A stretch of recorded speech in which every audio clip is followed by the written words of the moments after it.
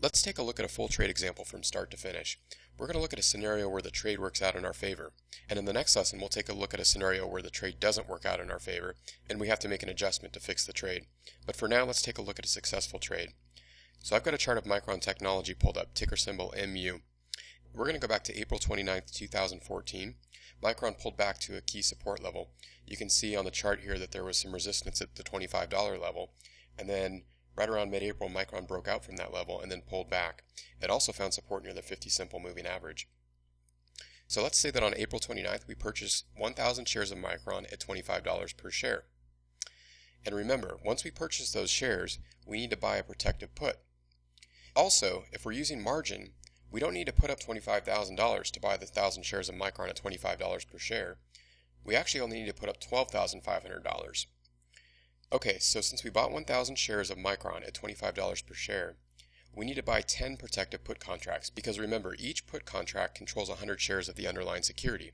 And since we purchased 1,000 shares of Micron, we need to buy 10 put contracts to control 1,000 shares that we own. So, if we look at April 29th, typically I like to go at least 30 days out in time to expiration. Sometimes more, just depending on my outlook of the stock or how much time I want to give the trade to work out. So for this example, let's go out about 2 months in time. So we're going to purchase the June 2014 25 strike puts that expire 52 days from the day that we initiated the stock trade. And if we look at the 25 strike price, those are trading at $1.50 per contract. And remember, we're going to buy 10 of those, so that's going to cost us $1,500. So let's take a look at what happened.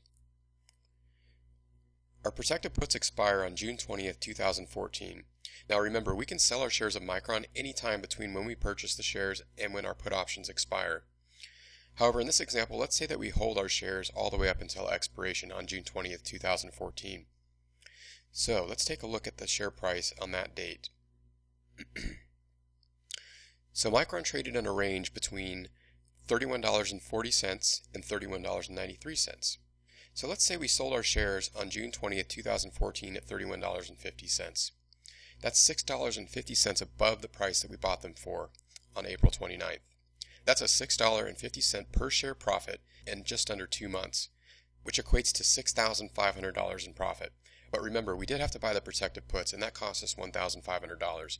So we subtract that from our $6,500 profit on the stock for a net profit of $5,000. That's a 40% return on a $12,500 investment in under 2 months. Very impressive.